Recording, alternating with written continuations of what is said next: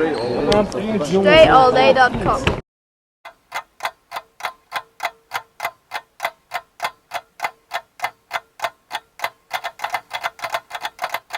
All right, top 5 ball handlers in the league. Now, ball handling, I'm going to say, entails not just moves, but controlling the tempo of the game, controlling the pace, getting from any point on the floor to any other point while maintaining a live dribble.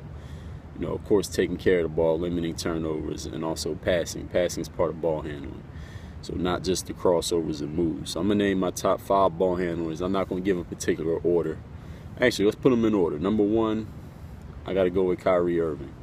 I mean, he got the moves, he got the highlights, untouchable ball handler. He got the keeps the dribble low. He can pass. He don't pass that much. He's more of a scorer than a passer, I think. But I'm gonna put him number 1.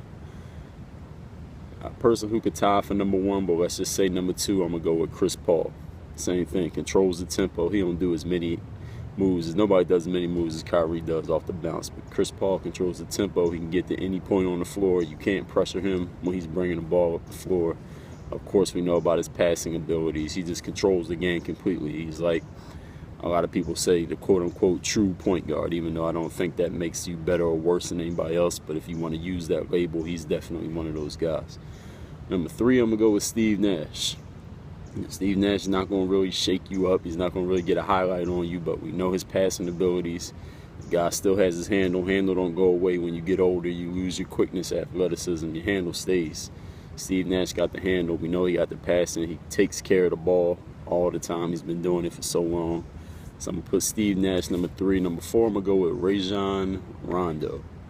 Great ball handler, controls the tempo. He can get anywhere on the floor, even though the defense plays off him so much because he doesn't shoot as much.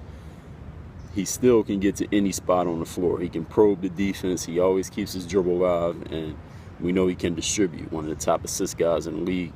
And number 5, this will be a controversial number 5 pick. I'm going to go with LeBron James. Controls the tempo when he wants. He can, of course, blast past everybody when he wants. We know his ball handling, his passing, his passing skills, his cross-court passes, his skip passes are just probably the best in the league. Just the velocity he gets on them and the angles he can throw passes from.